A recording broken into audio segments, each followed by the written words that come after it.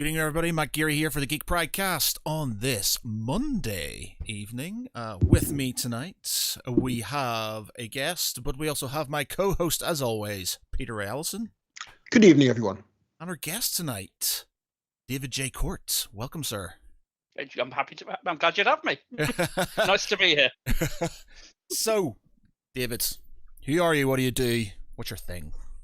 Okay, I am David Jaycort. I am occasional cosplayer, occasional journalist, occasional programmer, mostly known for my writing these days. I've been writing sci-fi and horror for about the past 8 years across a variety of media. So I've had a short film made, I've had a couple of books published, and short stories in various places, and some comics work as well. Ooh, lots to go on there. Okay, so tell us about the short film then. Okay, the short film was that there is a comics company called T-Pub who do the Twisted Dark series. Yeah. They did a Twisted Sci-Fi, which I got familiar with Neil Gibson, the guy in charge. Yep. And I had 2 of my stories adapted for the comic, and then sure enough, there was a prototype made of my film Battlesuit, which is available on YouTube, made by a guy called Hazraf Dalal for Hasfilm.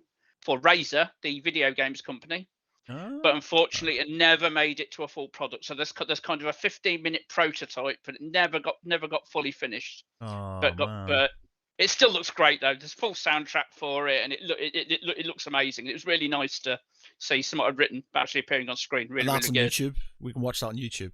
It is, yeah. It's on YouTube. Yeah, it's about 12-13 minutes. I'll just look for Battlesuit. Nice. Right. Cool. Sounds good. And I mean, like, when you have something like that, I'm not just a writer, but I have had a film made of my work. That gives you kind of a bit of credence, doesn't it? It's quite amazing, and I really like the fact that now, because I insist I always have to write to music, and now I can write to the Spotify soundtrack of my film. Yeah, when you got like your own soundtrack, that's own film soundtrack, literally. That's something you can put a mark of accolade, as it were. So initially, it was quite upsetting that it was never going to make it to actually a finished product. But yeah. It's pretty polished as it is. It just needed a bit of a lick of paint, I think. But it's still perfectly watchable, and it's very much that what is on screen is what I wrote, which is nice. Yeah, and also, I mean, so how did that come about? I mean, were you writing first as an author, or was it as a journalist, or was it a bit of both? Oh, how did I get started with writing? Yeah. I was. I'm betraying my age here. So this is back in the late '80s with Vampire the Masquerade. I've always preferred refereeing and storytelling to actually playing role-playing games, and I ended up writing so much background material, including whole short stories for some things. And I thought maybe someone might actually want to write this. And it took a good few years of ploughing away at stuff, but I built up quite a reasonable back catalogue.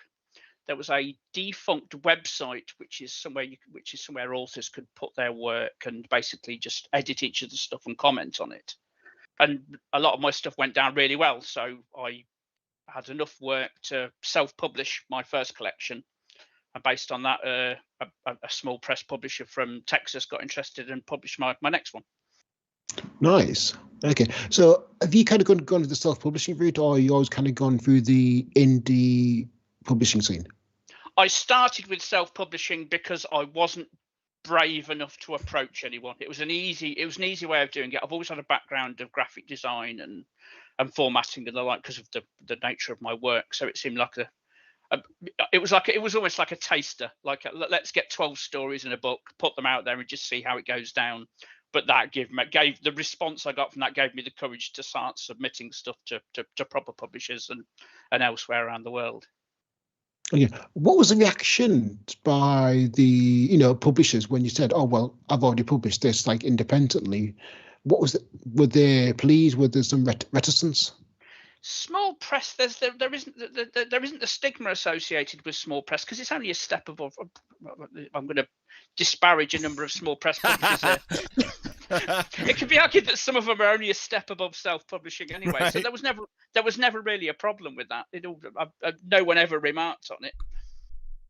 Yeah, I mean, there's some small press out there that started literally in the back of their home. Yeah. And I think back to Foxborough Books. and their first book had like authors like Agent Tchaikovsky involved, and so that gave them like immediately some recognition as a leapfrog.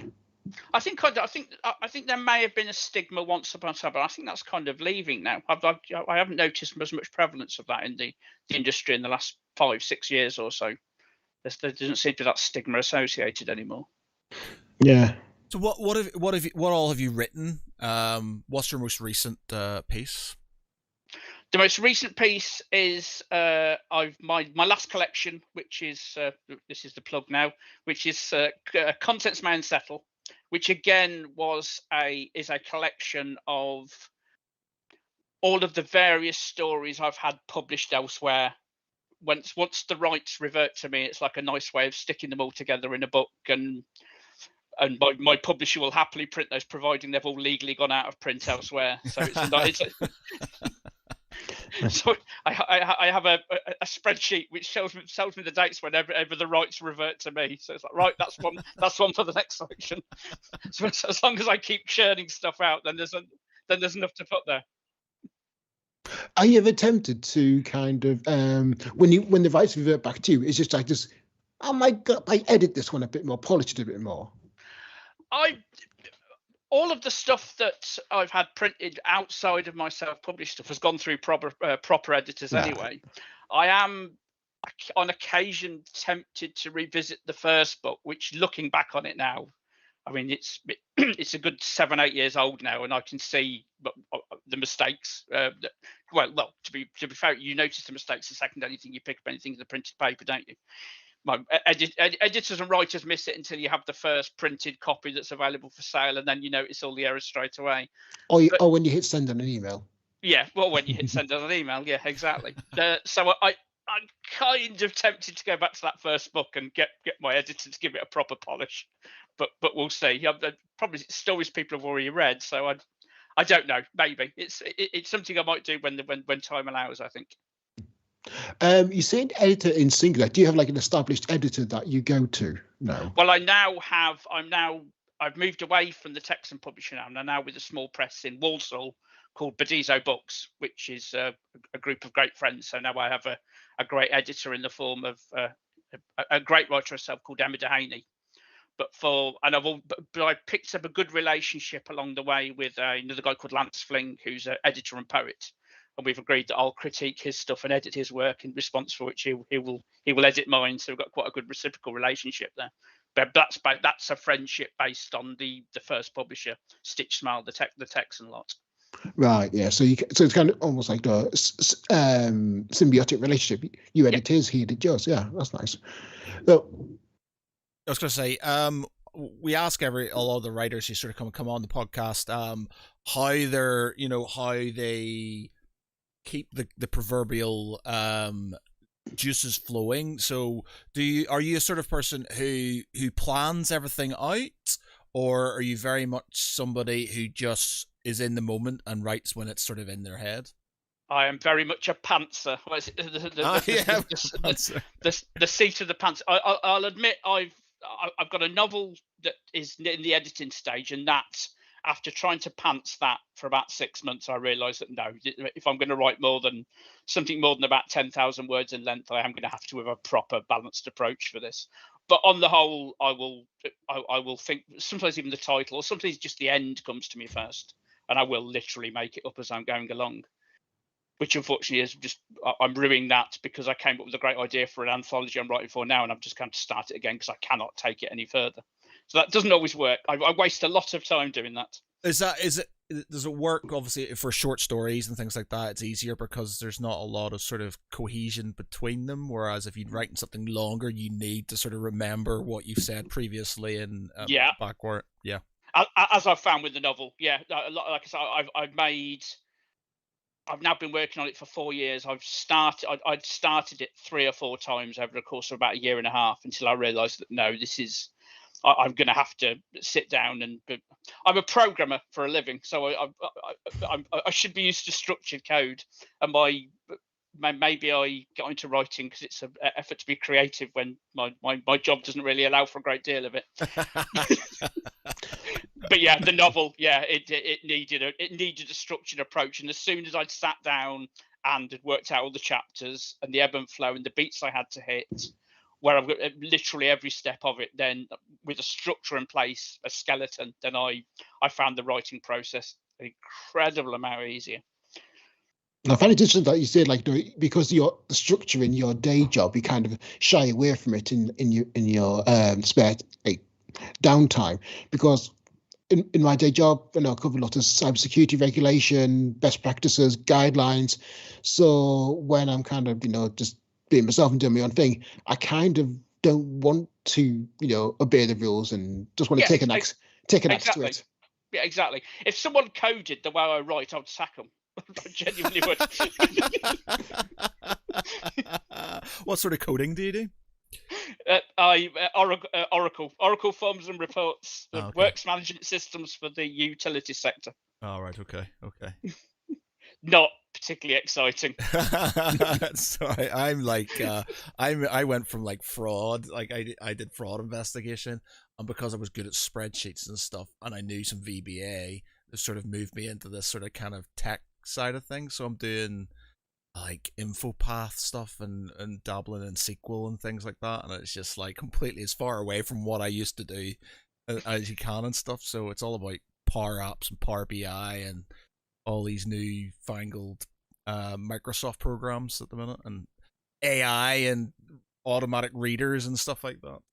Whereas, Oracle, let's face it, Oracle Forms and Reports is quite old tech now. It's just that the big companies all still use it, and they're all going to be stuck with using it forever. So I think, well, man, it's like we're trying to sort of get, like, in our company, we're trying to sort of modernize. They've got some like really old school case management systems that are like proper, like chunky and just really not fit for purpose. But because obviously changing these things takes a lot of time and money, they're all a bit iffy about it and stuff. But a lot of it is path of least resistance, I think. Yeah, pretty much. It works. Yeah, it works. Just yeah, pretty much. Yeah. You find that, especially like sort of insurance companies and stuff. They're like, I used to work for a big insurance company, and they were very much a case of, if it isn't broken, don't fix it, and they literally just carried on until something died, and then went, all right. It's not even don't fix it. Sometimes it's don't touch it. Don't go anywhere near it. Yeah. I was amazed to find recently, a few years ago, that they're still using Windows XP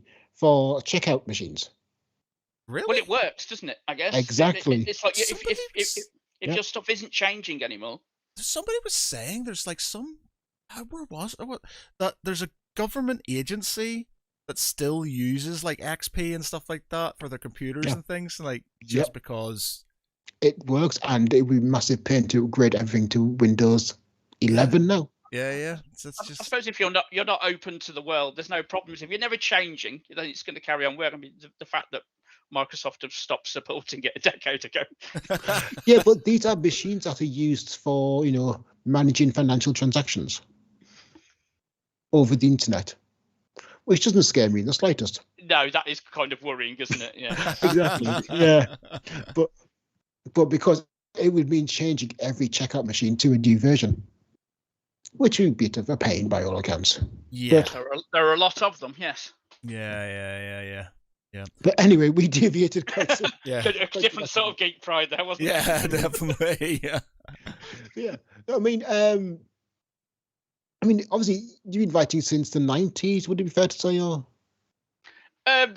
Writing for the outside world only the last 10 years, but yeah, writing role-playing scenarios and associated flavor text and stories for them. Yeah. So in the past 10 years, how have you seen the writing industry change at all? It's open to everyone now, isn't it? And that's as equally a good thing as it's a bad thing. I found it from the brief experiences I'd had with the writing industry before that, it's a lot easier to get your stuff out into the world now, but it's a lot harder to get noticed. There's a lot of stuff out there now, and the industry has become increasingly more about self-promotion. I mean, even publishers will only promote you so far these days. It always seems to be about doing it yourself and pushing yourself, which social media has made easier. But it's sometimes hard to stand out. Do you think that it's harder because the market's saturated? There's just so much competition. Exactly that. Yes. Yeah, it's like it's similar because like obviously we were all at UK Games Expo at the weekend, and it's a good thing and a bad thing because you've got literally all these new games that are coming out, and just like you got more choice than you've ever had. But because there's so much choice, it's kind of like a bad thing, and then certain games just can't stand out, which means they don't get a chance, which means you're not really getting support for them, and they die by the wayside. There's so many games that I've bought in the past and they just don't do anything with them anymore and stuff. And don't get me started on the shelf of shame. I had to sell a load of stuff recently because I'm just like, there's too much here and I am not playing it. Kickstarter is just unfortunately a bad thing for me. I need to stay away from it because it's just we had the rule in this house of one game in, one game out, and I think that was broken within about 2 months of making the rule. Yeah. I was very proud of myself because I didn't buy any games and stuff when I was at UK Games Expo. I was like, last time I was there with Pete, I brought a suitcase with me just for all the stuff I bought. But this time around, I didn't buy any games and stuff. I was just like, I was very good. I was just like, I'm not gonna do this to myself. Actually, I think the last time we were there, I didn't buy anything. Yeah, I didn't buy anything, but you did. No, you didn't buy anything, but I did this time. I just bought a stack of RPGs. Restraint for me was buying 2 things. I treated myself to 2 games. It was bad though, because it's like it was just like I saw people like literally walking out with like trolleys and it was like on the train on the way back to Coventry from Birmingham. There were massive people with seats taken up by games. Yeah, just loads of people just going in like and all kind of shapes and sizes of people and stuff, like people I just wouldn't expect maybe to be there. They were all there, massive bags full of games and things like that, just taking themselves off to buy games and stuff. And I was just like, wow, it's one of my favorite. Hopefully we did a sort of kind of live podcast when we were there, sort of to add on to some of the interviews and stuff we did. Yeah, I'm looking forward to seeing some of that. Yeah, because there's some really good interviews. I just have so many of them. I think we overdid it. I think we did 4 in the first day, and we did about 6 on the second, I think, and then we did a podcast. So I've got a lot of editing to do this week. I was really sorry. After you, sorry. No, but it was just like. Oh God, I can't even remember what I was saying now. What was I saying? What was I about to say? It's one of my favorite expos, and it's just because it's it's not like one of the sort of generic sort of Comic-Con ones where it's they're dime a dozen. They're all very much sort of very similar, same sort of stalls. It's every time you go to UK Games Expo, there's something different. You got some of the same. Companies and stuff there, but it's always something different. It's always changing and stuff, and it's like because it's used to develop new games and sell, try and bring out new stuff. It's just I love it. I think it's really good. I massively enjoy it. From my early days going around in my Dread costume at the days of the Metropole, so back when it started, when I was cosplaying with the Galactic Knights, I always remember that the audience was solely men between about 30 and 50. That was the only people that went to Games Expo, and it was really refreshing being in the queue on Friday and seeing just literally every age represented. Yeah, there was all kinds, loads of women and stuff as well, which was great to see, and just the whole sort of kids just loving it. I think it was a really good sort of family environment as well and stuff, because there's something you can distract your kids with, because there's lots of games and stuff for them to play and stuff, so it's great for families, I think. So much content there, absolutely so much content. So much stuff. The only thing that was sort of irking me, something I was carrying a lot of heavy camera equipment, and it was young families running around in front of me and not meandering in front of me, and I'm trying to get past them with this equipment. Won't be trying to walk past any of the stalls. Just a wall of browsers there. It's just and then people just aimlessly, because when we were doing our podcast at the end and stuff, and it was just like people just walking through shots, like literally just saying, "Oh, there's people standing here talking to camera. What should we do?" Walk right in front of the camera, and you're just like, what are you doing?" Although, to be fair, we had our first audience at the UK Games Expo. Oh right, yeah, the guy afterwards. The guy came up to us afterwards and asked who we were and what we were doing. Isn't Yeah, he that? sat there and watched us like a live audience. We were going to determine to do it. It was like the guys from formerly Beast of War who are now on the Tabletop, I think they're called. Yeah, that's right. They had their own big, massive booth there and stuff. Northern Irish fellas as well. But they were all massive, sort of kind of area and stuff with their cameras and things like that. It's like, one day, Pete, one day. That'll be us. Maybe when we win the lottery, which I didn't at the weekend, but one of these days. God damn it. There seems to be a lot of interest in the shut up and sit down guys there. Oh yeah, it's Shut Up and Sit Down. Really, really good. I really enjoy their content. Really good reviews. Don't agree with everything they say. That's the beauty of it, though. I think. Yeah. My wife isn't a board gamer. She's kind of reluctantly into the odd thing that I place down on the table. She's by no means a hardcore board gamer. And we met the Shut Up and Sit Down guys the last Games Expo, and we were just chatting. And they asked what Tara played, and she was honest with you. She said, "I don't play board games, but I love your podcast." And they were like, they said, "We can't want a better audience than that." Yeah. It's really enjoyable. Like, the reviews are very interesting. What's the main guy? I can't remember his name. The main Quins. guy. Yeah. He's quite funny and stuff, and he's quite sort of. The way he sort of describes things, it's very poetic, in a certain way and stuff, and he does it really well. So, there's a few games that I sort of kind of like Twilight Imperium and stuff. Is one of them that I sort of kind of went, yeah, okay, they like that. I'll give that a whirl. But yeah. Well, that was one of the reasons I go to board games. It's timed so well. Is every year I go to a friend's house in Manchester. We agree to meet up and do nothing but play board games from the Friday till the Sunday. So that's this coming week now. So pick up new stuff for that. So in answer to your question, Pete, I picked up Viticulture, the Stone Mayer Games one. Oh yeah. Which I like. I love everything that Stone Mayer pump out, so I'm happy with that. And Burgle Brothers 2, because we loved Burgle Brothers 1. So. What the hell's that? What's that? It is the first. It's a cooperative game. It's basically it's a heist game where you all play various criminals trying to get to a safe and get away while there are board game control guards hunting you down, and various things go wrong during the course of the game, and alarms are sounded, and it's just a really tense. It's like a puzzle effectively. Okay. When you approach it like a puzzle, it works really well. But it's a company called Fowers Games who have got this really nice look and feel. They've got like a uniform look and feel to all of their board games. So they almost feel like they're all set in the same kind of 1950s, 1960s Americana universe. Okay.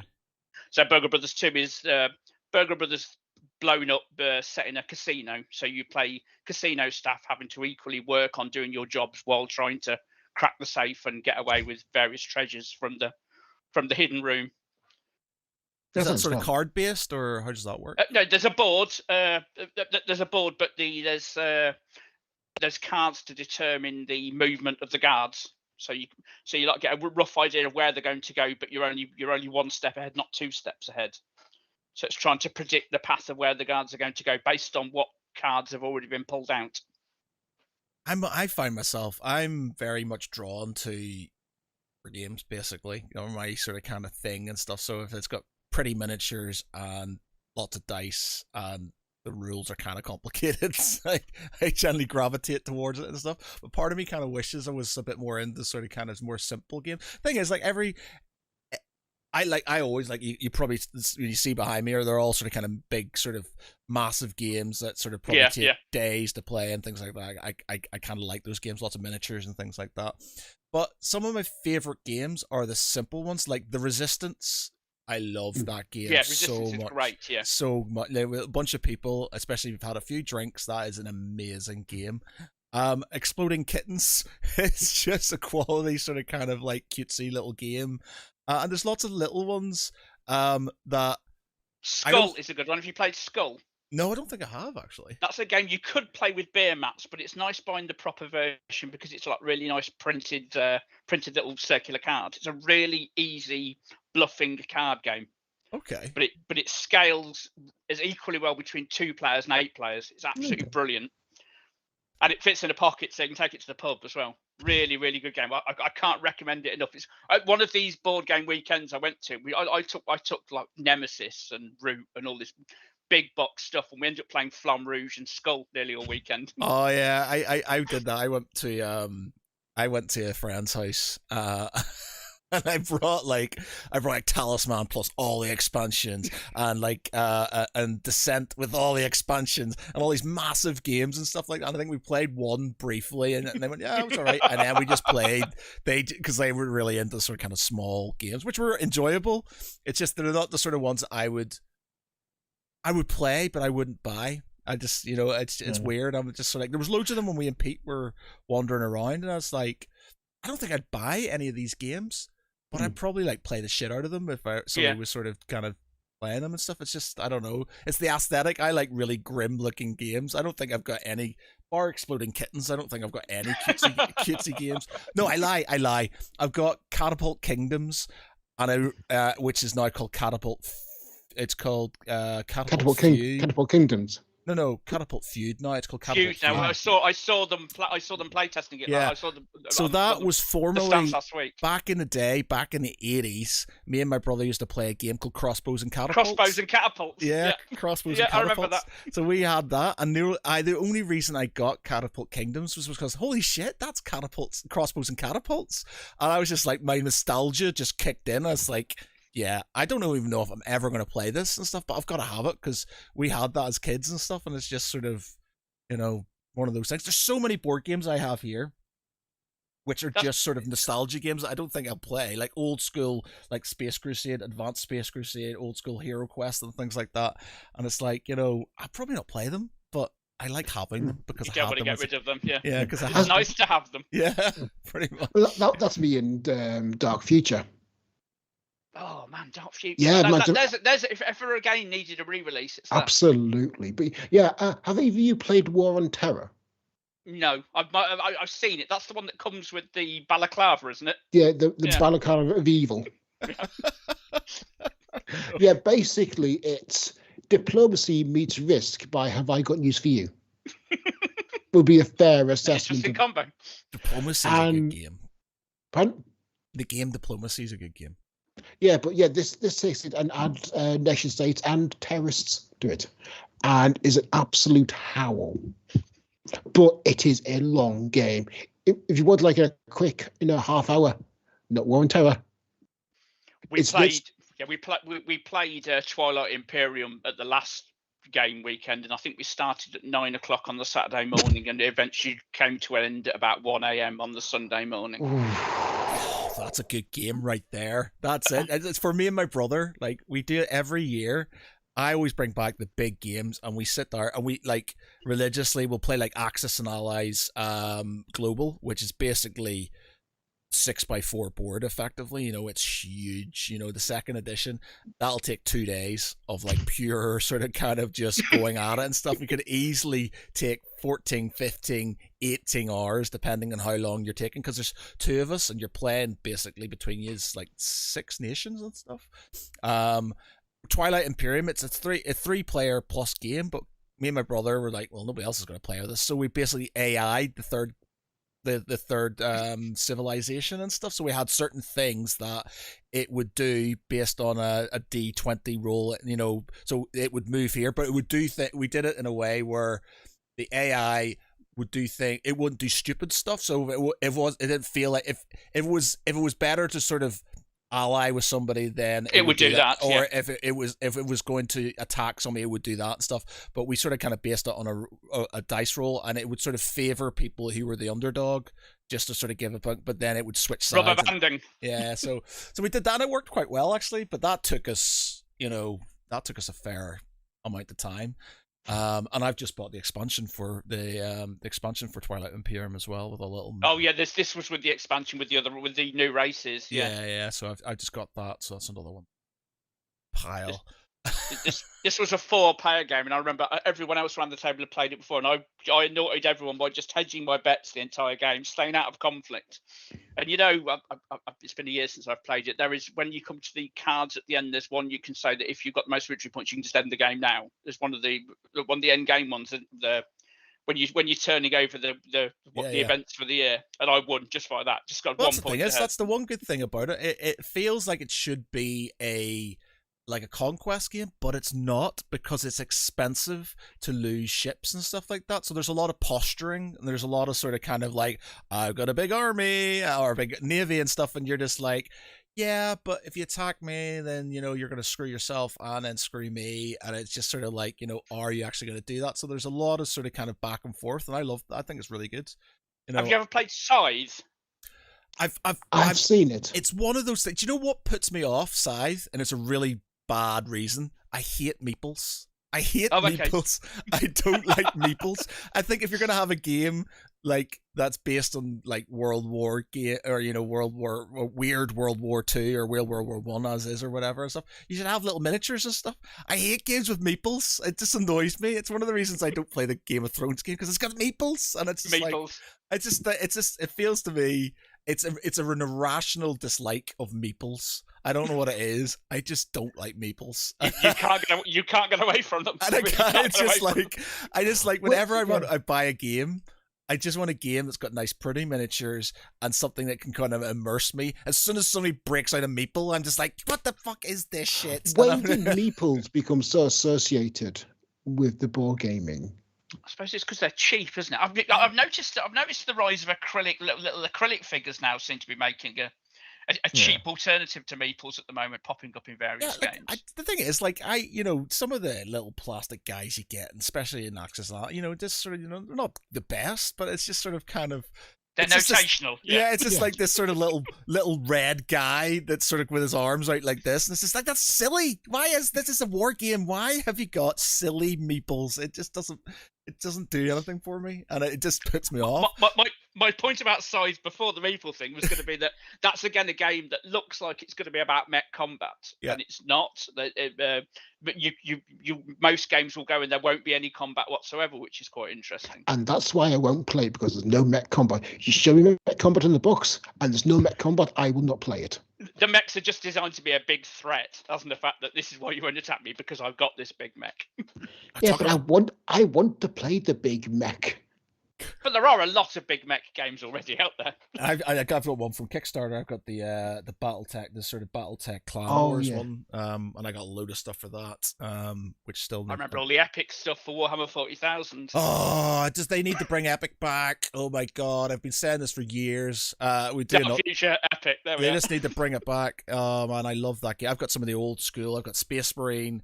I've got like old school copies of. I got loads of 6mm stuff, and it's just like, that's how it should be played. Massive tiny scale. rhinos. Yeah, it's just like there's a group on I think it's called I think it's not Epic Armageddon, but it's like it's something along those lines. But it's like there's a group that basically they just play Epic, and it's like a new. I think they use sort of the Armageddon.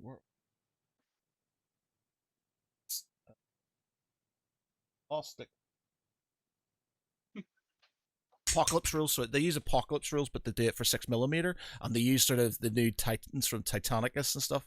Then obviously use the tanks and the infantry, and there's loads of really nice 3D printed sort of kind of vehicles and stuff like that. And it's just like, oh man, Games Workshop should jump on that and do that, but they just currently aren't. And it's just like, I would throw so much money at that if they did that. Yeah, but I've tended to veer away from Games Workshop stuff. I'm not one for skirmish combat and little army miniatures. So yeah, I love my miniatures. Unfortunately, I've got too many. I've got a massive pile of shame. It's just sort of ridiculous how much stuff I got, to the point where I'm trying to sell things at the minute. I was ruthless. I was at the thing called Warboot on Sunday in Element Games, and I sold about 400 quid's worth of stuff, including like knights and like, you know, Primaris tanks and things like that, repulsors and things. It's just like, I am never going to use these. I need to do that. I need to do that. Yeah, so I just need to get rid of it. And I was just brutal. I was just like, I'm getting rid of this stuff, and I'm just slowly trying to sort my shit out. It's like, am I going to play this? You know, old nostalgic games and stuff I'm just going to keep because I kind of like that nostalgic feeling, but new stuff, I'm just trying to be a bit more brutal with myself, and it's like, am I ever going to play this? I absolutely need to do the same. I mean, we tend to veer towards the casual stuff because, like I say, Tara won't play. She wouldn't even dream of playing Warhammer 40,000. Break out the rules and go, here we go. It's like 2 hours. That's your lot. No, any game lasting more than 2 hours will not get played in the house. Oh man, yeah. There's loads of games. Like I play Song of Ice and Fire tabletop game, which is really good. It's just not a lot of one. I don't think Cool Mini or not haven't supported it very well. There is sort of updates and stuff for it, but they've been really bad with releasing cards and updates for different units and things. But the miniatures are beautiful for that, though. oh yeah, really. They are absolutely stunning. It's a really good mechanics as well. It's rank and flank, and it's quite simple. It's all about the cards you get and the cards that can literally fuck you over and stuff. You know, there's just you play a card and it just throws everything. But it's kind of like chess because it's alternate activations and stuff. I've got loads of that. I've got most factions, and it's just like I don't need all these factions. I play Starks. I'm never gonna play anybody other than the Starks. My brother, when he plays Lannisters and stuff, so I keep those. But I've got Baratheons. I'm not gonna play Baratheons. I've got like Night's Watch. I'm not gonna play Night's Watch.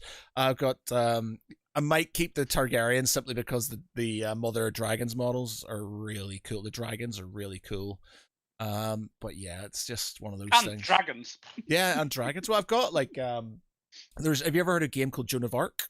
Yeah. The Joan of Arc game. So I got that, and it has. I wonder if I can get it. It's all about the dragons. Oh wow. Okay. For you, anybody who's listening to this afterwards, you'll not be able to see this, but you might see a picture of my. Do you see the dragon? Yeah. Yeah, I do. Yeah, I saw my friend Simon Parr painted one and had on one on his table at the weekend at Games and Friday and Games Expo. All right. Okay. Yep. They are. Yeah, that exact figure. I'd never heard of it before, and so I've seen it. I've seen it in the flesh. They are. Or the resin, or the whatever. It's from Mythic. It's from Mythic Games. Or formerly they don't support it anymore because there was a falling out. They've done a lot of things where they've got a lot of games where they don't support them anymore, legal reasons or whatever. But it's a huge game. There were so many miniatures and stuff came out. Like when it turned up, like I forgot about it. It turned up and there was like 4 huge, and I'm talking huge boxes just turned up for it to the point where they're all stacked up there now. But that beautiful dragon, it's just like, I'm just like, yeah, I've got to keep it. Was that a Kickstarter? Yeah, it was another Kickstarter. But it was just like, it's got so many little sort of miniatures. It's got so many. Like, I was just like, and the terrain's really good. And it's just like, but that dragon's just amazing. Just such beautiful So model. How about your Kickstarter habit, David? I think I'm waiting for 2 at the moment, and that's quite good for me. I did Moonrakers. That turned up the other week. That's a nice. It's a deck builder about rival space pirates working to do various contracts, but it's all about negotiations. So you'll choose your contract, and pretty much you can't do anything in the game for the first half of it without negotiation. And so it's all agreeing with the other players about what risk they'll take and and sharing the rewards. And it becomes more ruthless as the game goes on, as you buy new bits for your ship and new crew, and you start to improve, and you become able to do missions on your own. It's really, really nice. I love, you know what, games like that I actually quite like the idea of. The thing is, though, I'm not very good at being a backstabbery and stuff like that. I might sort of kind of push boundaries and stuff, but I can't, this is all absolutely about the treachery. I always feel really bad. Like, I'm not sure if you've ever played the game Among Us on. So I was playing we were streaming it, and my brother was on, and I was like, I was like, I'm pretty sure he's the imposter and stuff, and he was swearing blind that he wasn't the imposter. Like, he was getting really agitated and stuff to me. I was like, oh, you know what? He wouldn't get that annoyed. He's my brother. I know what he is. He fucking was. He was. I felt so betrayed. I was just like, oh my God. It's like, it's the same with the Resistance as well. When somebody betrays you in that game, you just hold that grudge, even though each game's completely different and you can't hold grudges because you'll just screw yourself over. But you do. You hold a grudge because you're just like, you lied to me last time. You were a liar. I've fallen out with people over Galactica. Oh yeah. So there's that. ISS Vanguard is another one from Awaken Realms. Oh, I've got that coming out. It hasn't turned up yet though, but yeah, I've got that. No, I'm waiting for that. But that looks really nice. Because I liked Nemesis, so that Nemesis got a lot of play on the table, and the Thing board game as well. We're talking about Treachery again, so still waiting for that at the moment. That Nemesis, see, I've got it, and I got the lockdown version of it. Did you get the lockdown version of it as well? No, I went for the first version of it, just with the stretch. That wasn't a stretch goal at the time. Yeah. So I got that, and then I've got the lockdown. So it's like there's a separate board. There's a few different mechanics and stuff in the second version, but is it very much? It's like cooperative, but you've got agendas. I've not played it yet because I've got nobody to play with it yet. But like, you've got like agendas and. And your agendas may directly conflict with other players' agendas as well. Yeah, which it's one of these games where it can be quite. There's a lot of randomness to it. So literally, you can spend an hour setting up the table, and the game's over in half an hour just because everything went horribly wrong. Yeah. But you'll have other games that'll last 5-6 hours. But it's a brilliant storytelling game, hasn't the fact that you'll all have your story to tell at the end of it, because it's not so much about moving around the board. It's about moving around the board and doing things with an agenda. So everyone comes out with their own little role playing story about what their characters have done in it, which is quite good. Really good story generator. Nice. Have you played Mansions of Madness? I have, yes. Because that's really good at storytelling. It's very narrative driven, but also what I really liked is you all start out as cooperative, but then as you go inside, you start getting personal agendas, which really starts to kind of mix things up quite a lot. So I really like that because I'm the person who tends to buy the games. When we have stuff like the first version of Mansions of Madness, I always tend to end up refereeing them, so rarely get to play these things for myself. Yeah. So I was really pleased that the Lord of the Rings game and Mansions of Madness second edition came with an app. Yeah. And I could play it as a player for once rather than having to referee the bad guy trying to kill everyone. What do you feel like? Because I'm the same. Like if I do dungeon crawlers, I tend to play like in Descent. I'm always the Overlord, or in Imperial Assault and stuff. I'm the Imperials and stuff like that. Because I don't overly mind it. But how do you feel about sort of solo play with an app? Like the app basically being the bad guy. If it works well, I've had games where the app hasn't been so good, but in Mansions of Madness where it's really polished. The Lord of the Rings game by Fantasy Flight is the same thing as well. But if it's a good app and it works well, then I'm all for it because it means I can actually sit down and play these games. Yeah, I'm always a bit iffy about sort of kind of play. There's something about solo play games that doesn't. I don't know. It's weird. Like I've got Reichbusters as well, which is like weird. It's like Wolfenstein effectively and stuff. So again, I bought it because there's some absolutely amazing models in it. I just get shiny things, and I was like.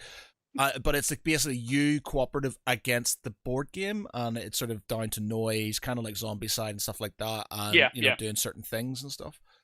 And I'm like, part of me is just like. I don't mind it, but I prefer there being somebody, a tangible person fucking with me, who can maybe think outside the box a bit more than something that's automatic in a way. And that's what gets me about sort of certain apps and things like that, because it is storyboarded in a way, and there's no sort of kind of like somebody kind of got you moment. Like, for example, we were playing Descent, and I know that one of my mates is like he's a loot ninja, so he's always just running up to chests and taking stuff first. And the first thing if there's a chest in the room, straight up opening it, taking stuff, and that's all he went. And I knew he'd do this, and I had this card, and it was first edition Descent. And I'm just like, it was called Curse of the Monkey God, and it was basically it's basically as soon as they open the chest, you play this card. And I was like, and I just kept it. I knew that he was going to do it, and he ran up to this chest and he opened it, and I just threw it on the table and went, Curse of the Monkey God,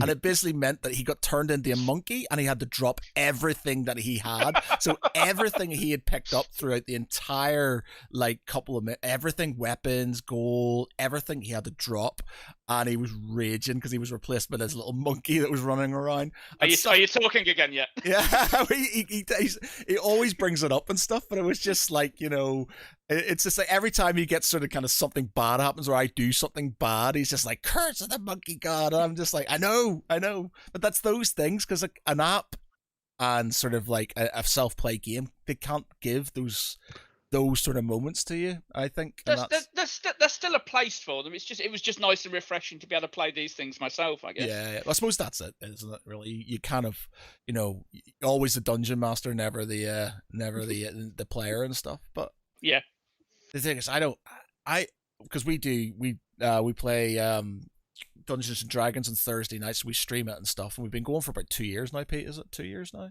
About 2 years, yeah. Yeah, 2 years. Level 11, I think they're on. And the idea of me actually playing a game feels alien now. I feel like, I'm just a dungeon master, and I kind of enjoy it in a way. It's just sort of one of those things. The idea of actually playing an RPG where I'm a character is a bit alien to me now. I've done a bit of it. I've still got a real soft spot for refereeing and GM. I mean, over lockdown we got quite into Tales from the Loop, so did about a year and a half of that. Yeah, that's a good game. And I'm just literally writing a Mork Borg campaign now, which is why I was really annoyed. I missed the the guys on Friday, so I would have took my copy in to get signed. I was really annoyed with that. Yeah, I mean the artist from Mork Borg is just such a nice guy. I mean, and also he was also an artist for Room, so. Not only did I have Matthias Hark sign it, the creator, but also I got the artist, when the artist signed as well, still to the artist signed as well. So it's like, great. Oh, don't rub it in. When I saw like the Free League stand we're going to be there. It's like, let's see who's going to be there. If I put that book aside. Again, we had to stop playing Tales from the Loop because I kind of ended the campaign, but I'd written myself into a corner. I have no idea where I'm going to take the players from there. Have you seen the follow-on to Mork Borg? Oh, Cyborg, yes. There's Cyborg and there's Dead of Space. Oh, wait, is that the same people? I've seen the cover for it. I think Tabletop Gaming reviewed it. I didn't know it was the same people. One of these days, Pete, that shelf is going to collapse. The amount of hardback RPGs you've got on that and stuff. Yeah, it's about the same people. Oh, okay. Oh, let me get at least Mork Borg started yet. Don't show me more shiny things. Yes, I mean, when I first received it, it's by Free Leagues. I thought, well, and it was described initially as kind of a blue collar, sci-fi horror. And I thought, well, that's Alien. So why are they doing another Alien game? But then when I actually read it, it's quite tonally different. It's much more nihilistic than Alien. It's got the same kind of apocalyptic vibes that Mork Borg has. And instead of it's the entire premise is it's in the crunch, like how the Big Bang and expansion, and now we've got the crunch now where everything's kind of contracting down, the universe is essentially shrinking. The end of the universe. Exactly, and it's got this big apocalyptic vibe to it. Instead of corporations, you have cults, and there's the void out there, and everyone's kind of got these void mutations, so it's kind of real, kind of apocalyptic vibe to it, and so quite different to Alien overall. So it's quite cool. It's quite cool. I bought the Alien role-playing game, and I think I bought that solely to read, though I'll probably never referee that. I just wanted to. It just looked like a really nice book. Some of these, there's loads of them, and they're just beautiful art books and stuff. Even if you don't, it's basically a lovely art book with rules if you wanted to play a game and stuff. Yeah. I was really tempted by the One Ring, that sort of kind of fancy sort of book they had at the Free League had. I was just like, I don't think I'd ever play this because Dungeons and Dragons takes up most of my life, but I was just like, it's such a beautiful, beautiful book. I can see it on Pete's shelf there. There it is, top right. Yeah, well, actually, there's an entire row of just Free League books on there. Which you could see it bend. I was keep on saying this, man. That shelf is going to break one of these days. It's just we're going to be on a podcast or streaming or something, and it's just going to go crush. It's all going to fall apart. You should do a poll on how long to open a book. Yeah. I should do GoFund, win a bet, and basically from the takings, buy myself a new bookshelf. But no, but yeah. Put one new weight on the shelf at the start of every podcast. One thing, I mean, obviously, one of the first books I think Free League ever did was the Tales from the Loop art book. So I kind of think it's very telling that their subsequent role-playing game books are just basically essentially art books with rules, as it says, because they just are beautiful to look at. You enjoyed the board game, didn't you? I saw your review. You liked it. I had it was not completely perfect, but then no game over it. I mean, I like the theme. It was very thematically appropriate. Like there's stuff like, there's go explore something, that weird thing, which is pure. But then it's also, but do your chores. I struggled with it a little because I thought considering it was free league, the rule book's really badly laid out. There's a lot of house rules we had to establish because it just didn't mention it. There's stuff it doesn't mention in the rule book. You may have got a later version. I kickstarted it, so maybe there's an errata out there now. Probably is. I mean, one thing I had issue with was like the symbols on the cards were in the center of the cards rather than the edges. Oh, for sorting cards out, yeah, that was a pain. That was a real pain to deal with. So I basically kind of just got a load of elastic bands and kind of divvied them all out and just do it that way. But generally, that was a pain. The miniatures was gorgeous. The hacking rules, I kind of have to squint a bit and just then ignore. And we just never actually hacked the robots, so that wasn't much of a problem for us. But overall, I liked it. I thought the stories it was telling were thematically appropriate. I liked the fact that you had chores to do, and like you had a rating with your parents of like happy, sad, or ambivalent. Can they give me a lift? Yeah, exactly. So ring your parents to give you a lift, and like if you do that, you go down in the rating, which is like great. So I maybe need to check for an errata because we sat down. I spent about 2 days reading the rules and thought, well, let's just play it by ear, see how he goes. But literally, we had to stop and start every 15 minutes. As in, when we fail a quest, does the quest vanish from the board? Does it stay there? And you realise it doesn't actually say anywhere in the manual. It's just like a lot of it is just you assume from other board games you've played. You have to house rule it. That's one thing. I basically like when it was completed, it was removed from the board. And then we'll discard it. I've got the version of the rules that never states that. So it doesn't say what happens. It says it goes when it's completed, but not what happens when you fail it. That's one thing I quite like about. Sorry, Pete. Carry on.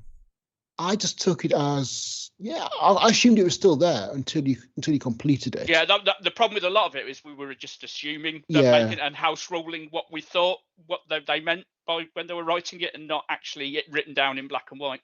Yeah, they could have been doing with just a bit more, clarity and basically just defining everything. Fantasy Flight are quite good at that, and you get a rule book, but you also get a glossary for like specific rules and stuff. So if you're not, which I think is really good idea. Yeah, Fantasy Flight have absolutely got that in the bag, haven't they? Yeah, so you there's no ambiguity because there's always an explanation for everything. I couldn't give you a Fantasy Flight game that I've played where I've sort of kind of gone, that's a confusing rule, because they've got that glossary and stuff always there to sort of kind of explain it for you and stuff. And it's something, other companies should do. I don't understand.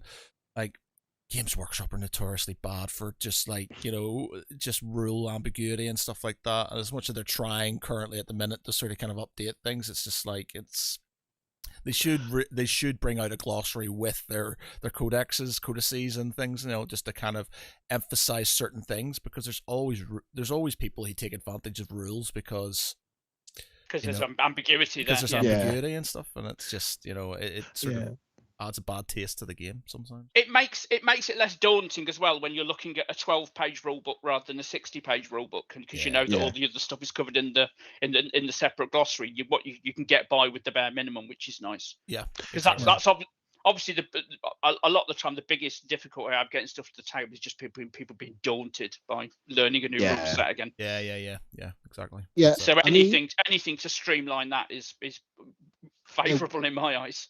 Yeah, I mean, one game I want to get into, and I mean, which is typical of me because now it's been discontinued, is Imperial Assault, Star Wars Imperial Assault. Because, my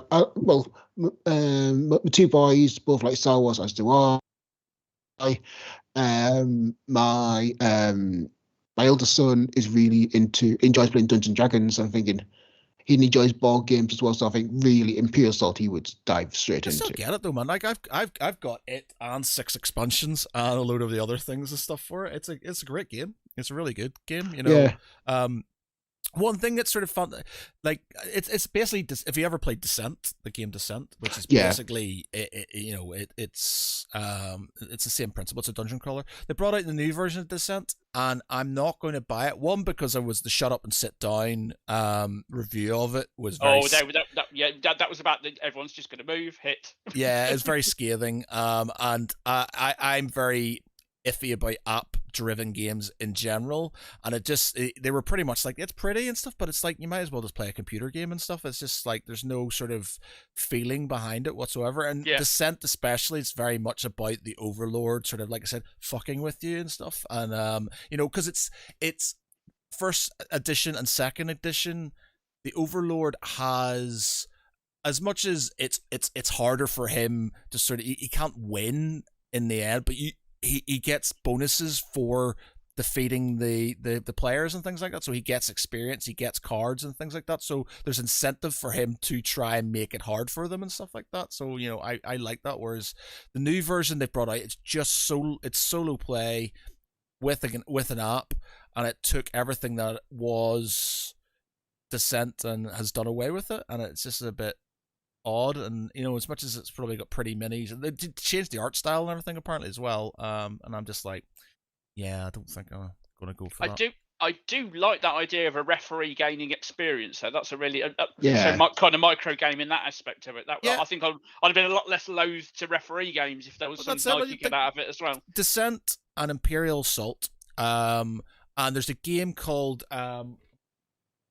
E-Rune, which just came out in Kickstarter recently, and it's based off what that problem is, because we haven't had any of these old school disconnects that we used to have back in the day. So I'm not sure if it's actually OBS this time around. It might just be my internet being a bit shit at this moment in time. But I was saying, the boys. Yeah, the boys. That's so good. That's another story, but it's like the boys, like the bit where, oh man, it's episode 1. Yeah, just episode 1 where he goes inside and then obviously gets bigger, if you know what I'm saying. Prop builders, what did you build today, Daddy? Yeah. But Descent and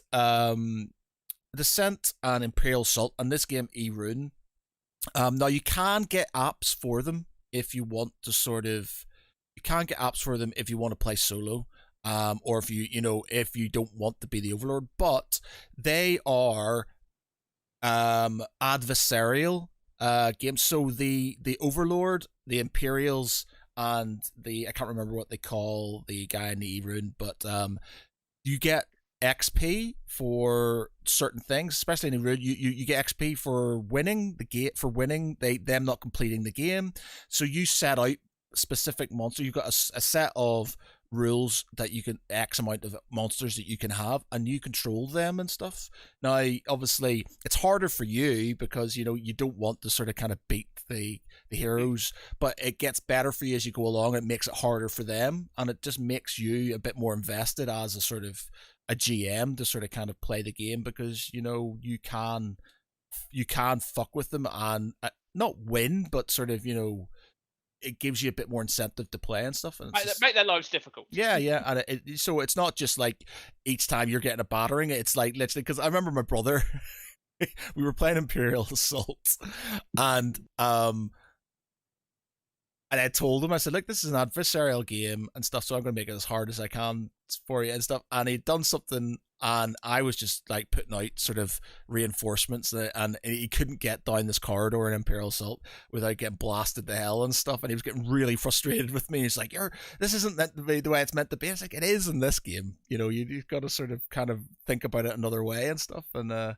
yeah, you can, if you want to play a game where you actually are a part of it instead of just being a DM. Imperial Assault, Descent, first edition and second edition, and E-Rune, which is a game I've played recently, and I think it's, in certain ways, it's not got as many characters as Descent has, because you've got so many different characters in Descent, but you have a lot more customization in it because it's app based, and it gives you random loot, and it gives you random events and stuff that happen to the characters, and it gives you a shop that you can buy from, like a D&D shop where you can go in and you can buy different equipment, and it updates, and they've got a thing where they're going to update this, so there's more and more and more that you can buy and stuff, so you can carry on playing it without, whereas in Descent and stuff, you can have X amount of things, and then you're sort of maxed out, and there's no sort of kind of going past that and stuff. So yeah.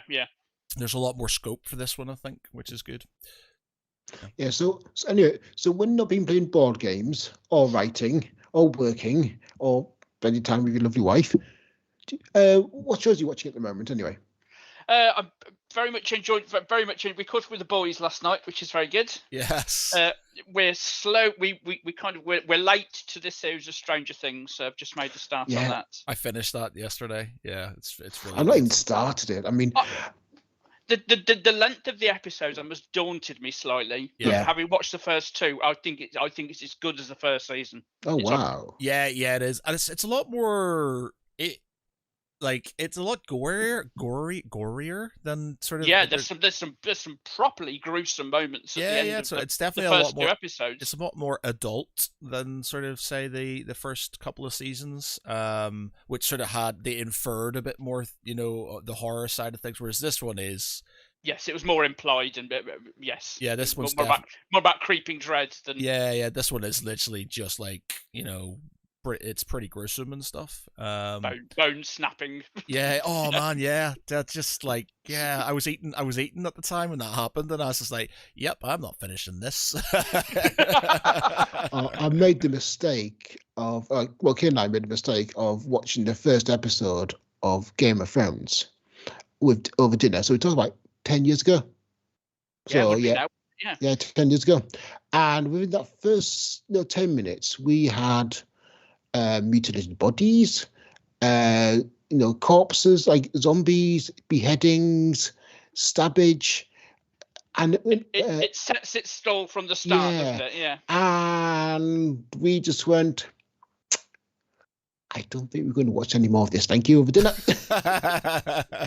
It's not a dinner show, no. Yeah, but there's certain I've gone really squeamish. I'm really squeamish when it comes to stuff like I remember.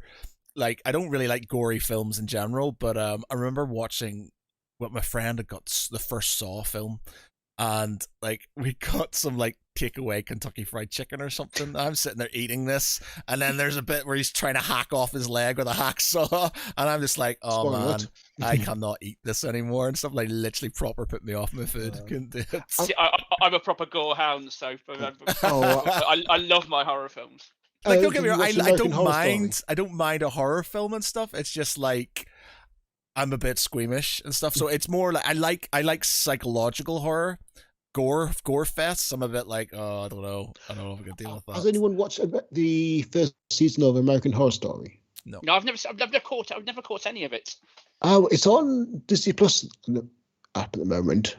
And it's actually really, really good. I was quite surprised. I've heard good things. I mean, the first season, Murder House, is really well written, excellently done tension with some really, unsettling moments of gore.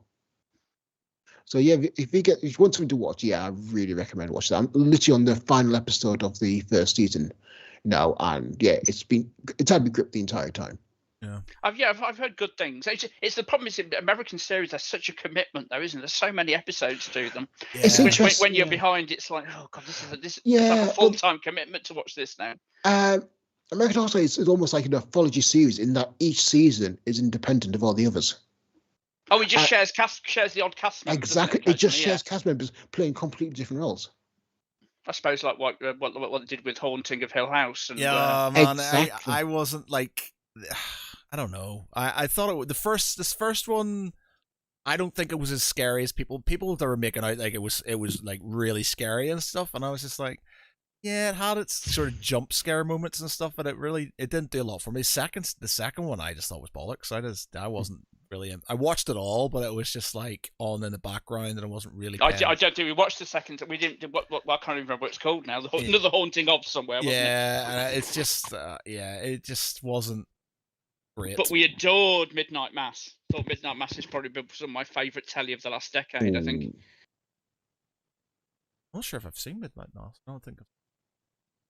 It's well worth it. I think it's only about 7 episodes as well, so it's well worth it. There's something to be said for like a tightly written, short season, telling a story with no kind of excess. It's just completely stripped down. Yeah, that's why I like the Expanse, because there wasn't massive amounts of episodes and stuff. It was just sort of like, it was very Pure story. Yeah, and I just sort of that's the one thing that always got me about like The Walking Dead, which really kind of put me off. Like I used to love it, and then I got so bored of it because it became we did exactly. We watched, I think, about the end of season 6, and it was like, I'm not going to bother watching season 7. It's just that they just get treading the same old water. Yeah, I think where did I sort of like I'm- just after I'm not- Negan came in, I think it was like I think at the last episode I think I watched was when Carl died and stuff, and I was just like, I'm just getting so bored of the same thing. And it was because like if they'd shortened the seasons down and you had less sort of exposition of these characters you don't give a shit about, these small characters you're running around doing things, it's like I don't care about the filler. I just want to know what's happened about the main characters, thing. And then you have this sort of kind of good start, and then shit happens, and then they find a new place to live, and that was happening season after season after season. I was you gave up exactly the same time we gave up. Yeah, it's so boring. I really enjoyed the first season, the first 6 episodes. Yeah, I really liked the first 3 seasons. Yeah, but then you started I mean, by the second and third, I was just getting bored of it. I think part of the reason it was just because it becoming misery porn.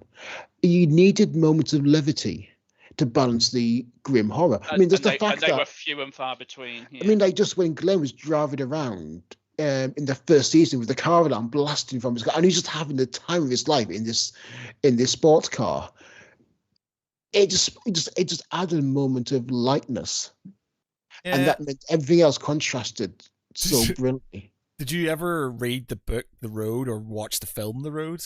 Yeah, Now that is just on. There's no joy. The only joy in that film, like literally throughout the entire film, there's only one moment where there's a bit of happiness, and it's when they find some tinned fruit in a bunker and they eat it, and that's it. That's the only sort of kind of joy you get. I think it's the only flash of color in the film as well. Yeah, and it's just like a weird sepia monochrome. It's really well. It's a great film, but it's not a film I will ever watch ever again because it's just like it's so joyless. It's just have a triple bill of Martyrs followed by Eden Lake. That's all you need.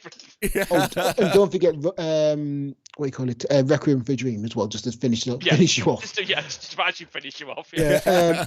But no, my eldest, who's now 14, as part of her English course, they're doing dystopian fiction at school, and they read The Road. It's a great book.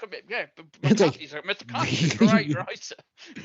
Yeah, they just read some really kind of grim fiction. I was going, you've never done? Yeah. Like, there's a book, okay. Because my mate Smith he read all of those books. There's one, what's it called? It's something to do with a leaf, or I can't remember what it's called. It's basically the book is like a diary. And it's the way it's sort of kind of written. You have to go back and forth on pages and stuff because the way things are written and stuff. And it's like it's really odd, but he loved it. I can't remember what it's called now. Is it House of 1,000 Leaves or something? Yeah. Experimental fiction. I've heard of it. I've seen it on a shelf, but yeah. Yeah, it's like literally it's got stuff written like the wrong way round and things, and you have to sort of kind of work it out in certain ways and stuff, and it's just like he loved it. It was a bit too intimidating for me to try and stuff because I don't know if I can deal with that. I'm dyslexic. I struggle reading in general, but alone sort of like things that are the wrong way around and stuff. But J.J. Abrams wrote something similar. It's not in Grabbing Room now. I can't remember what it was called. Jerry wrote a similar hardback book, which is like a weird experimental thing where you're supposed to. It's not linear. You will move through it. There's a story within the story. Yeah. Like a fighting fantasy sort of choose your own adventure. Oh, if you ever want the best one of those, Kim Newman, the horror writer. Oh yes. And he wrote a brilliant one called Life's Lottery, which I might be out of print now. You can probably still find it on Amazon somewhere. Which is basically if Martin Amis wrote a Final Fantasy adventure. So you're a contemporary adult set nowadays, just trying to live your life. It's great. Yeah, I do like Kim Newman's works, especially his Anna Dracula novels. He's amazing and lovely guy as well. Really, really lovely guy. Never met him. I'd love to though. I mean, I read Bloody Red Babylon at first and found that was brilliantly written, but quite harrowing to read because it was like a brutal reflection of World War One. But then there's Dracula Cha Cha Cha, which is just like a much more lighter tone to it, and like I much gravitated much more towards that. Yeah, he was kind of writing League of Extraordinary Gentlemen stuff before even Alan Moore was doing it with his Dracula stuff. Yeah, Life's Lottery though, it's one of these ones where literally the stories diverge so rapidly in it. Literally, there are no repeated chapters in it, no repeating paragraphs, and you'll literally go, there'll be one of them will be a violent, gory horror story. Another one will just be a romance. There's like hundreds of little stories. It's absolutely amazing. And the first choice you have in it is you're in a playground and you're asked who your favorite. It's set in the 60s, and you're asked who your favorite man from Uncle is, whether it's Ilya Kuryakin or Robert Vaughan's character, and your choice for that will take you on two completely different paths. Absolutely amazing. Well worth looking out for a copy. I'll have to read that. Actually, that sounds quite cool. I'm just starting to watch The Expanse, by the way. You just mentioned that earlier. Oh, man, it's so good. Very to it. So have good. You watched episode 4, CQB? Yes. That for me was when it just cemented me. Yes, I'm going to watch all of this. I'm going to have to. It was like too many people have recommended this, so it's like no. I was really the same, behind. man. Like and I've said this numerous times on this podcast, but it's like I initially just had zero interest in it, and it was only because I got browbeaten so much into sort of kind of you have to watch this, and I was just like I had some downtime. Like 5 seasons of it were on Amazon. And I was just like, all right, I'll give it a whirl, and I think it's awesome. It's possibly some of the best sci-fi I have seen in a very long time. So good. And this is why you should listen to me, Matt. I had literally watched the first episode about 3 times, and so I just started and then never got around to watching it anymore. And it was only the other week when I started again. I thought I've seen this. it's a slow start. But I'm sticking with it this time. The first few episodes, slow start, was all about building up that tension, and then it just builds to a crescendo at CQB and then just goes boom, straight up. Yeah, I'm hooked now. So that's my new thing. Yeah. Have you seen Men yet? The new Alex Garland film. Oh, I've heard about it. I haven't seen it. Yeah, I keep on seeing it advertised. It's got the guy who's like in the Bond films. He's one of the sort of kind of Daniel Craig. No, Rory Kinnear. Yeah, that's it. Roy Kinnear's son. Yeah. Yeah. It's really good. You might not like it as if you're squeamish. Oh, right, okay. but it's well worth a watch. Yeah. What's your take on? Have you been watching Kenobi at all? I have been watching Kenobi. Yes, I'm thoroughly enjoying it. Mostly is the best way I can phrase it. There's some. I felt so let down by Boba Fett that I'm really enjoying. Yeah, Boba Fett was like it was Kenobi. It was like the book of Boba Fett who cameos in his own series now and again. The best episodes of Boba Fett were the Mandalorian episodes. Yeah. It was basically they should have shunted them into the epilogue. Yeah. Of the last season, because that's what they were. I mean, there was no connection. There was no connective tissue to the other stuff. Yeah, exactly. It just felt really. And then I'll come back and see you in a bit once I've done my separate standalone tale. I had to stop it a few times to make sure. Am I really watching Mandalorian? The Book of Boba Fett? I mean, did they upload the right file? Yeah, I just like I think like Boba Fett for me. Like I didn't hate it, him running around in a Rancor and stuff was just like something, as a child you're just like that's fucking awesome, it just sort of, it's cool, but it's like for me, he's neutral and he just seemed too goody in a way. I think he was a bit, I thought he would be a bit more, hard line on certain things like that because that's is kind of his character from the films and stuff, but. He was very much about respect and honor and being nice to everybody and stuff. And it was just like the Mandalorian again. Was the problem with it? It didn't feel significantly different on its own. I feel. I think the big problem was like there was like the brutality in Book of Boba Fett that there was in Mandalorian, but he didn't have anything to counter that with. In Mandalorian, you got Grogu to kind of balance the brutality, but he didn't have that in Mandalorian. No, there wasn't. No, it was just. Again, no levity. Yeah, there's no Cormac McCarthy's Book of Boba Fett. Exactly. Yeah, it was. It wasn't like I didn't hate it and stuff, but it was just like it was like a lot of episodes where he wasn't in it, and it was just like, well, what was that? It just very odd. But See, I'm the age now. I never thought we'd get any more Star Wars content after Return of the Jedi, so I'm happy to see anything now. But some of it feels like more of a chore than other things. I think. I'm always going to watch it because I am that guy. I enjoy Star Wars. I enjoy the stories. I like the setting. There's lots of stories you can tell there, as proven by the Knights of the Old Republic. But there's some I enjoy more than others. I mean, there's the Mandalorian, which is great. And there's the Star Wars Rebels, which is fantastic. I really like Rebels. Yeah, really like Rebels. Then there's Star Wars, the Clone Wars cartoon series, which was you could easily drop quite a few of those stories and not miss any of them. But no, I'm enjoying Kenobi. I really am. And again, Tara gave up on Book of Boba Fett, and she's enjoying Kenobi as well. So it's nice that she's enjoying it as well. I did find the writing of Leia to be odd. I mean, Leia's meant to be 10, but like the dialogue for the character, who's played brilliantly by the actress, who just turned 10. Yeah, who just turned that, which is great. But it's fun, the dialogue, the words she's saying, just feels as if it's a child, somewhere about 5 or 6. Like that was just my kind of takeaway. And it's like, it does sound like something more like my 5-year-old would say rather than my 10-year-old. But other than that, I'm fine. And to be fair, we are talking about an alien galaxy where their ideas of solar years could be quite different. Yeah. Right. We've been going for an hour and 20 minutes now. We do a thing now. The guy who we stole this from is actually going to be on the podcast next week. But basically, inspired by legally distinct from.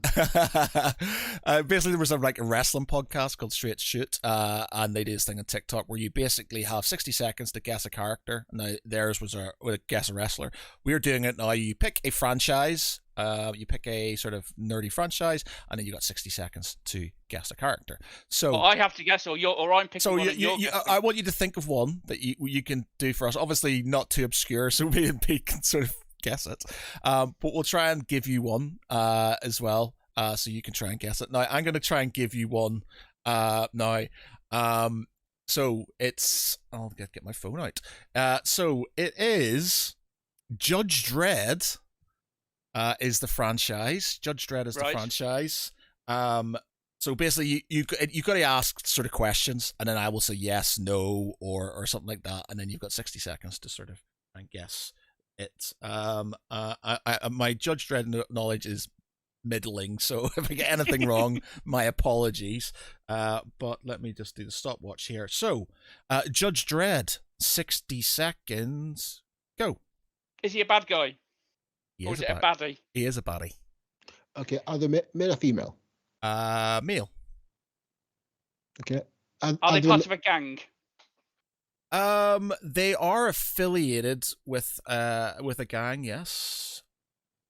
Have been in a film? They have not been in either of the films. Okay. Are they a dark judge? They are a dark judge. That's narrowed it down for you, Pete. Judge Death? Yes, it is Judge Death with 35 seconds. Very good. There you go. Nicely done. I thought you were going to get it straight away. And so he said, is he a bad guy? I was like, oh, no, I have picked one of the biggest bad guys in Judge Dredd. But yeah. Yeah. Okay. Right, Pete, your turn. Okay. Star Wars. Again, Star Wars. Okay.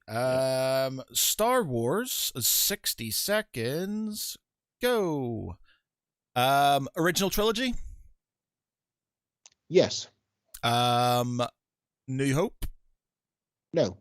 Are they alien or human? No. Human. Are they in Empire Strikes Back? Yes. Are they in Return of the Jedi? Yes. So they're in Empire and Jedi. Are they in any other films bar those two? Yes. Interesting. So human, Imperial or Rebel? Or neither. Or yeah, scum and villainy. Scum and villainy. Are they a bounty hunter? Yes. Bosk. No. IG-88? No. Dengar? Nope. Okay, we've got one more question each, and then we can get a guess. All right, so let me get this. We've got Empire, Jedi, and other films. Yep. He's human. Yep. He's Bounty hunter. Yes, Bounty Hunter, Skull and Villain. Is it Boba Fett? It is indeed Boba Fett. That's it's like it can't be that easy. It can't be Boba Fett. Obviously not. I mean, you can guess, right? Boba Fett it is. Right, Mr. Court. I'm gonna have to think of something on the spot now, though, aren't I? Yeah, I gotta think something. If you can't, I'll do another one. While you have a thought. Let me have a think. All right. I will go for, because we can stick these. I realized we didn't do them for when we were UK Games Expo, Pete. We forgot to do them, so I had no I had no TikTok content. I have one. Okay. Yeah. A superhero. Okay. All right. Which franchise? Yeah. Which franchise? DC. DC. Okay. Okay. Right. Okay. So let me get this started then. So DC. 60 seconds. Go. Good or bad? Good. Do they have a film? Yes. Are they the Justice League? Yes. Oh, the comic, not the film. Oh, they're in the comic. Okay, but they are in the film. They have been in a film. Yes. Are they good or bad? They are good. Right. Okay. Male or female? Male. Okay. Do they have? Do they have money, or do they have powers? Powers. Are they human or alien? Human. Okay. Green Lantern. You're absolutely right. Whoa! What a guess, Pete. I could have been really awful and narrowed it down to a particular Green Lantern. Positive. Pete's things just Hang on. whatever he's done. His camera, with his celebrations, his camera knocked his camra off. I'm back. I was going to say, is his suit animated? Okay. Right. I'll give you another one. I'm going to go for. Okay, Lord of the Rings. And I'm going to go for. Okay, yeah. Lord of the Rings is your guess. It's so Lord of the Rings, 60 seconds. Go. Books or films? In both. Okay, are they in the actual Lord of the Rings trilogy or in the Hobbit trilogy? They're in the Lord of the Rings trilogy. Only the Lord of the Rings trilogy? There's potentially mention them in if you're talking, we'll say films to sort of kind of any sort of ambiguity. So they're in the Lord of the Rings films. Goody or baddie? Goody. Okay, elf. No. Human. Yes. Okay. From Gondor. Nope. From the other one. The other one, Peter. The other one. Get out. Get out. Handing your badge and gun. The other one. Which one, Pete? There's lots of humans. The other one. Which one? Go on. Begins with an R. Begins with an R. Rohan. Yes. Yes, they are from Rohan, Pete. Rohan. Are they a ranger? They are not a ranger. Right, okay, so your minute's up. You've got one more question, and then you can guess. So we've got female, Rohan. Bear in mind, there's not very many named characters who are female and from Rohan in the films. Eowyn. Very right. Yes, it is Eowyn, indeed. Don't knock your camera off again. Professionalism. Yes, very good indeed. Okay. Brilliant. Okay, Dave. It's been a pleasure. It's been a joy, absolute joy. Have you got anything you want to pimp? Your new book. I can show you a copy of my new book. Here we are. Please do. So this is Contents May Unsettle, which it's 20 short stories, which is a compilation of my works from about the past 2 years. There's about 3 original pieces to this book as well. So a collection of horror, sci-fi, and poetry. Oh, awesome. And Nice. that is available available on Amazon in Amazon. hardback, paperback, and ebook. Brilliant. Excellent. Brilliant. And also look at Battlesuit as well. The YouTube film. Yes, I'll try and I'll find a peek. Yeah, actually, you can try and find it as well. Then we get a link and we'll stick it in the description as well. It's a good fun watch. Just imagine what it would look like when it was finished. Okay, well, it's been a pleasure. Thank you very much. It's been great. For me, I've been Matt Geary. With me has been Peter Ray Allison. Good night, everyone. And our guest, David Jaycort. Thank you very much. Thanks for having me. It's been an absolute pleasure. Great. Bye. Bye. Cheers, Jeff.